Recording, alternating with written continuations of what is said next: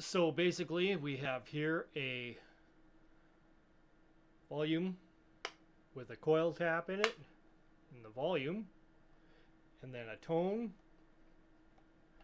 5-way switch. Okay, the coil tap engages any of the pickups that are engaged with the switch. So whatever position you have it in, they will be coil tapped according to how it's positioned right now.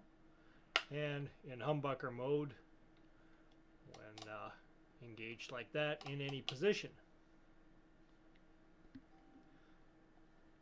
Here's the view of the headstock. Oh, let's take my tuner off here. Okay, it says Phiga on it. Black tuners with sort of gold rings on it.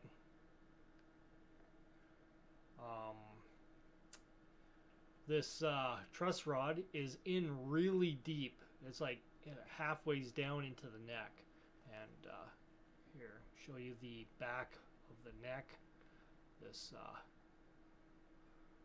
curvature in the neck. I forget what it's called, a volute or something like that. Okay, makes it really comfortable to play open chords on it. Alright, now the design on here really messes you up because the black dots, you have to really keep your eye on the black dots instead of what's on your fretboard, especially when you're sitting down and your fingerboard's usually facing you a little bit more when you're relaxed and just strumming away. And you can hear that there's a real resonance going through the guitar as I'm strumming.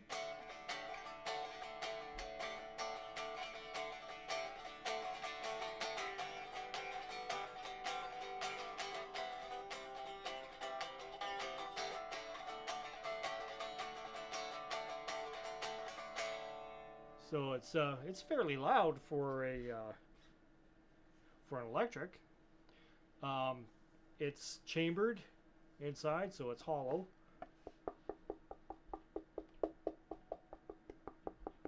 You can kind of tell where it's starting to get a little solid up in particular areas, but all in all, it's a pretty cool guitar. The binding on it, I don't know how well you can see that, but the binding on it's pretty good.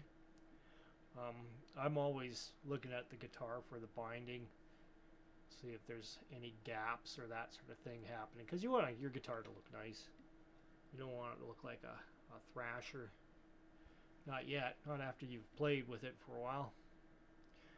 So interesting kind of flame going on there. I'm not sure if this is maple on the top. These are all supposed to be made from you can see I haven't put the cover back on yet. But you can I mean, this guitar has seen 11 years of use before I even got it, so I mean, there's going to be nicks and scratches and everything on it, but it's in fairly decent condition.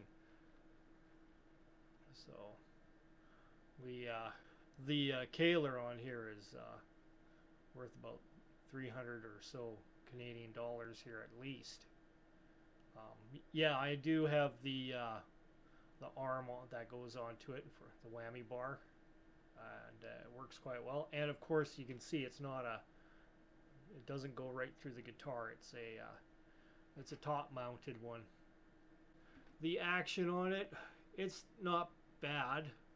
It could be better, especially up here, mainly because I mean, this guitar has been around and I'm up in Canada where it still has to acclimate. So what I need to do is, because this truss rod in here is a little deep, my Allen wrench won't fit into it. It's so far down there. Okay, so the Allen wrench, when you stick it in here, it can't reach it because the nut is quite far down this way. So when I stick in this Allen wrench, this doesn't reach it. It's got to be longer. So I'm going to have to cut this Allen wrench right about that length, so that I can stick it in this way and that it can reach, and I'll be able to adjust it that way. Right now I could try doing it this way, but the problem is this won't fit into that hole. It's got to be shorter. It's just going to be that much shorter. It'll be a pretty decent player once I get this down just a little bit more. It's a little high for me. Even as a finger picker, I find it a little too high.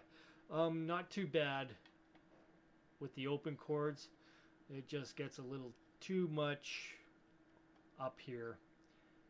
Even though I don't really play too much up there, it's you know, for open chords, it's all right. What else? The humbuckers are all passive. I like passives. I don't like active pickups. Awesome for a lot of people, but for me, no. These are the EMG H3s for pickups. 3 of them. I was gonna buy one of these new off of Phil's website, Phil Gowan. I would definitely go for it. This guitar is, like I say, it's 11 years old. It's one of his older ones. So his workmanship has massively improved from what you can see here. I mean, it's fine. It's a great looking guitar. There's no reason why you would want to kick this out of your collection. It's got some cool curves on it. So that's how that works. Very ringy, resonant.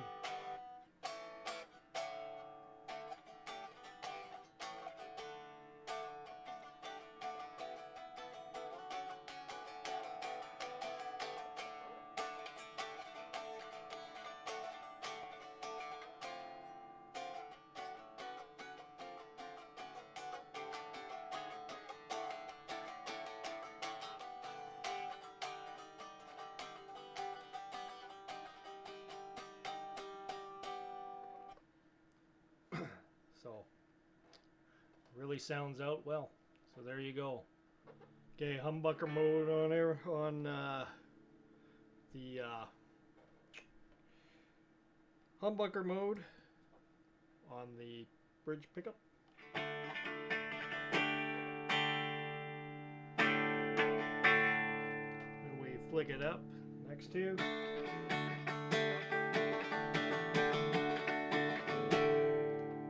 Next two.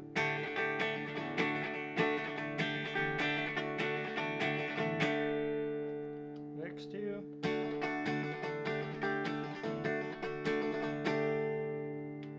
And finally the neck pickup.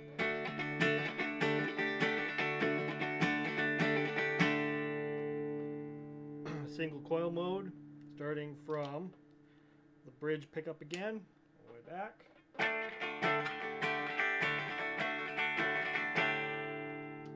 Next.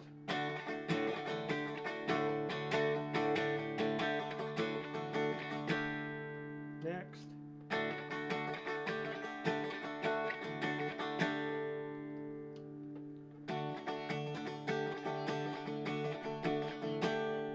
Next to the neck pickup.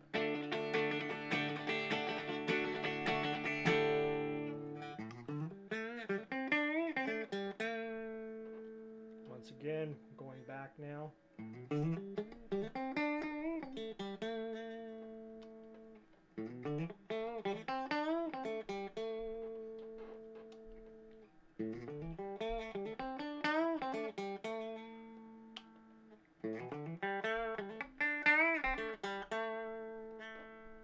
So there you go, from the neck back to the bridge, all in single coil, doing single picking. Sounds interesting. That's no effects, just straight through. Now we'll add some buzz to it.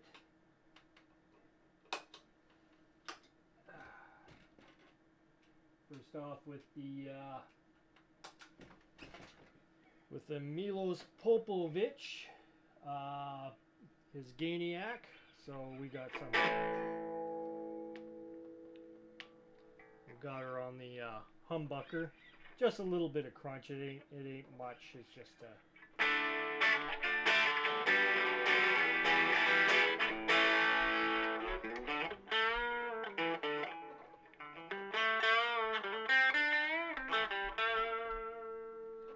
that's it in humbucker mode on the bridge, on the bridge pickup. Now in single coil.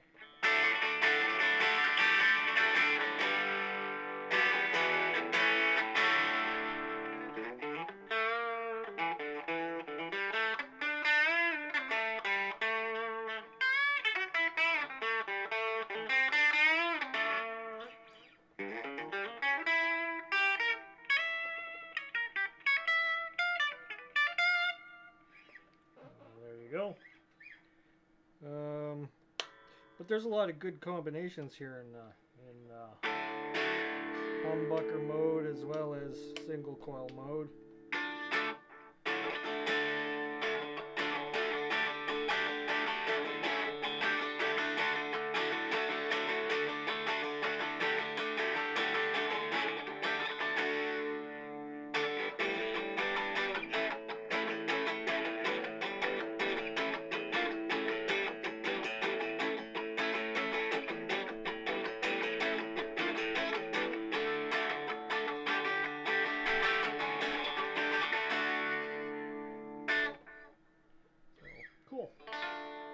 That's in the middle position, so I guess all three of them are all in single coil. So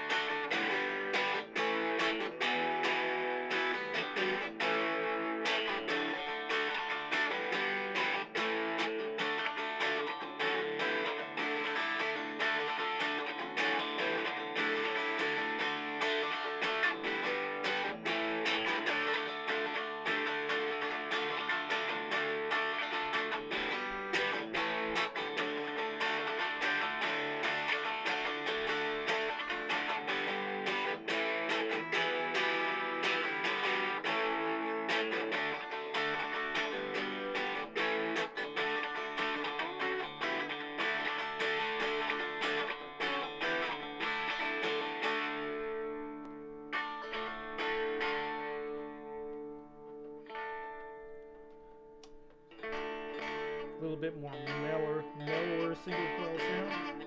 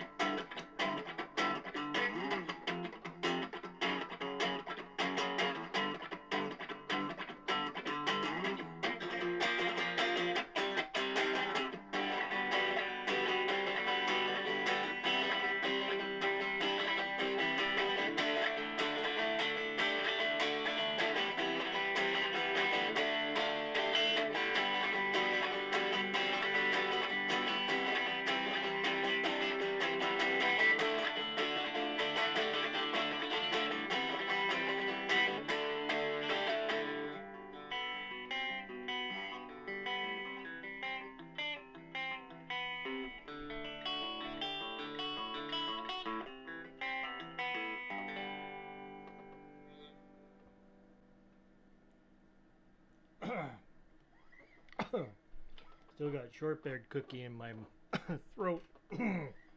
Anyways, so that was the my neck pickup. I like the neck pickup in the single coil mode. Sounds cool. That's what it sounds like in humbucking mode.